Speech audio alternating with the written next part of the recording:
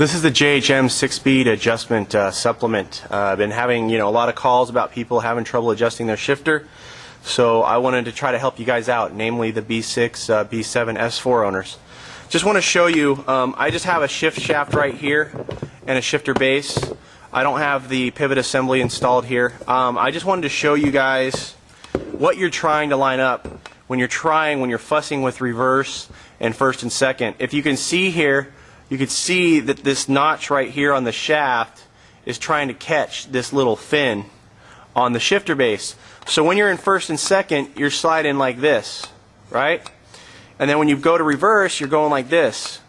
And you can see there's not a lot of tolerance on here for grabbing reverse, so that's why that adjustment's so hard. Either you get reverse right or you get first and second right, and you're having trouble getting it so it's just right, because maybe reverse is only going over this far and it's catching on the fin or what. But this is underneath, this is what's going on underneath the shifter, and you can see reverse is a little bit of work to catch. So when you're in first and second, it sits like this. You push down for reverse, it goes up and over and down. So that's why it's such a finite adjustment, and unfortunately that's just Audi's design, and we got to work around it. So I'm going to go in the car now and show you, the best way to adjust it when you're really close, that final adjustment. Okay, now we're in the car and we're getting close to getting this thing adjusted properly. You see I got it in neutral here, and what you'll notice is I can push it down and get reverse no problem. And then with first, if you look, like first, it's got a little bit of effort. As I'm putting it in first, it goes to the right. And I know a lot of you guys have been there before. You got reverse beautifully, and first you got to scoot it a little over. And same with second, you got to go a little bit right. It's not perfect, because first and second you should be able to go all the way over and then up to first, down for second. If you look, that one's catching on second. So what we can play with is, now that we're close, and that's what the problem is you get close, and you'll find out you can get close on the other side as well. You'll be perfect for first and second, and then reverse is off. It's because on this aluminum piece down here, this aluminum piece right down here that goes around that bolt, that aluminum piece, that half moon shaped aluminum piece, is the problem with that is that it's got little serrated edges in it, and then it imprints the bar, so you end up being able to only jump a certain amount right and left till it clicks into place. So what I found is, if you get this right, where first is good, reverse is good, reverse feels awesome, right? I got reverse. And then first, it's just, you got to push it a hair to the right for first, and push it a hair to the right for second. So first and second are a little off, but reverse is good.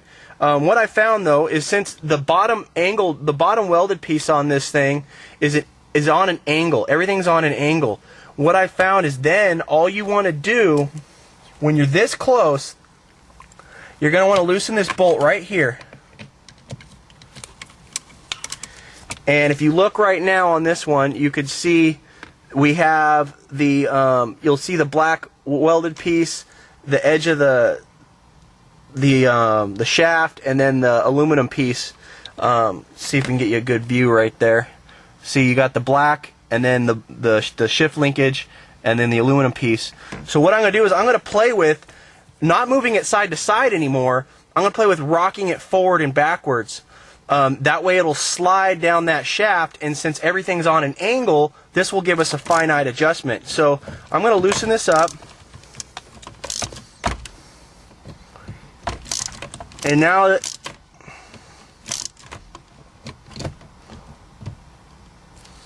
what I did is, I slid the aluminum piece backwards, which means the shifter went forward, and I'm going to give it a shot. I went about 1/4 inch.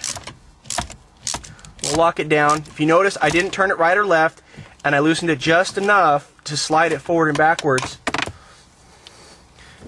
And then first and second, way easier, and I still have reverse.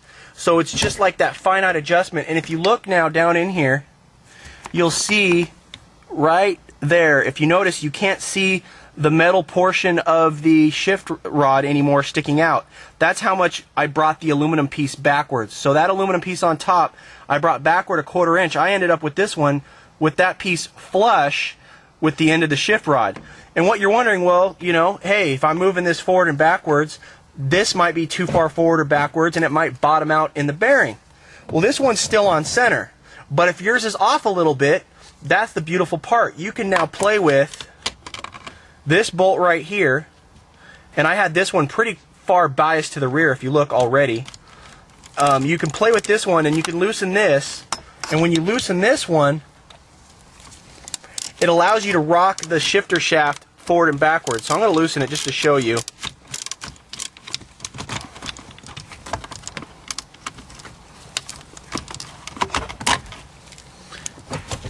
Get this out of here.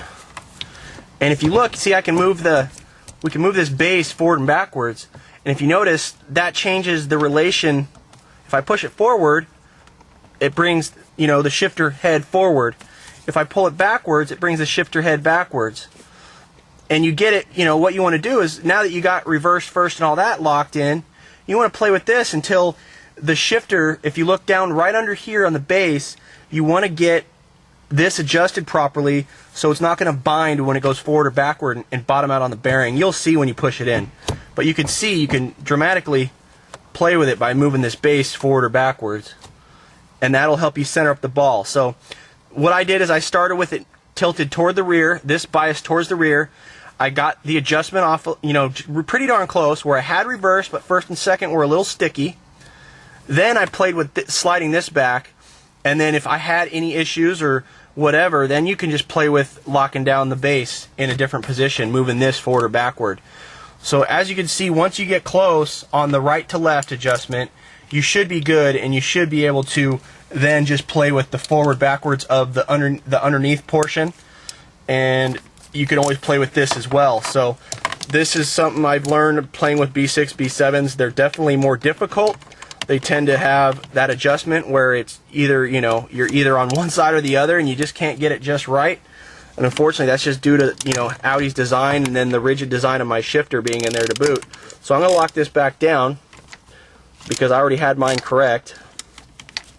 And it's cool because when you scoot this whole base forward and backwards, it doesn't really disturb the adjustment as much as when you mess with the linkage rod underneath. So this is always a nice adjustment you can make at the end that will, get the shifter forward or backward properly. And obviously, if you move it too much, you're then going to affect your adjustment. But for the most part, it's pretty independent.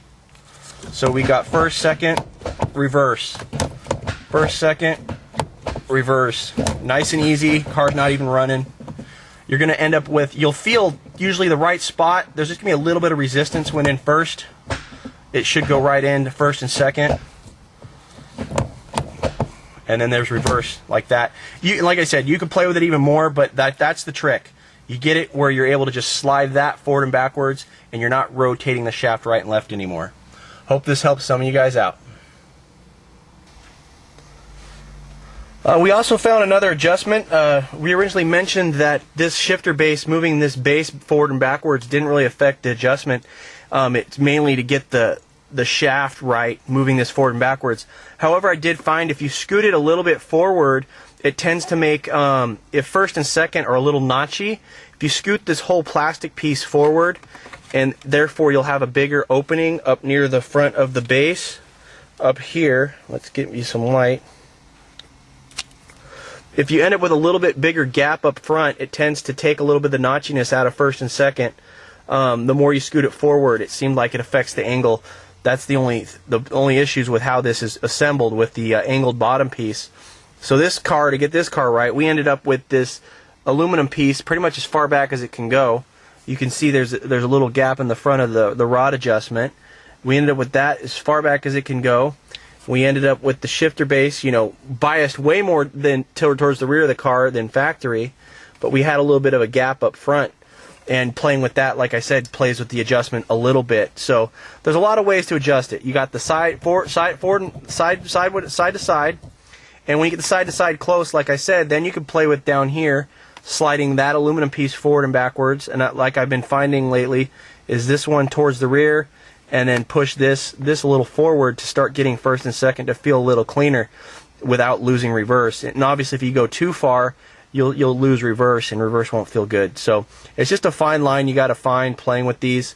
But the big thing is the right to left when you get it close, it's pretty much going to be on one side or the other.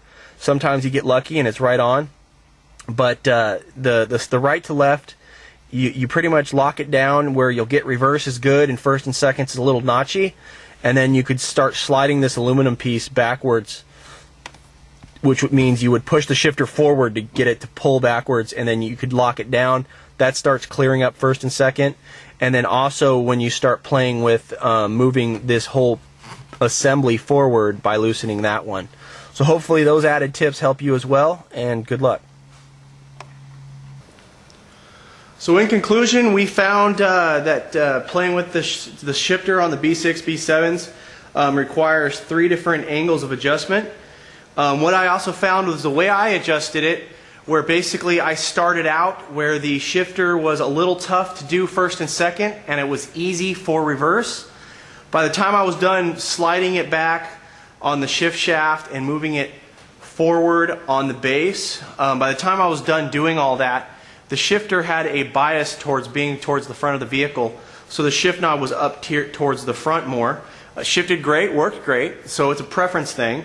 If you wanted to get the shifter more towards the rear of the vehicle, what you would do is you would do the exact opposite. You would start out where the shifter was easy for first and second, and reverse was almost there. Like first and second were perfect, and reverse was kind of, you couldn't really get it in. So if you start that way, then you would slide the aluminum piece the other direction, and you would tend to want to bring the shifter base backwards. And that way you would end up with the shifter towards the rear of the car. So those are the 2 major approaches on the B6-B7-S4. They just tend to be a little more intricate on their adjustment due to the factory design and then putting in a precision piece. I hope all the video you saw will be helpful, and I hope the 2 approaches I just gave you will also be helpful in adjusting your 6-speed shifter.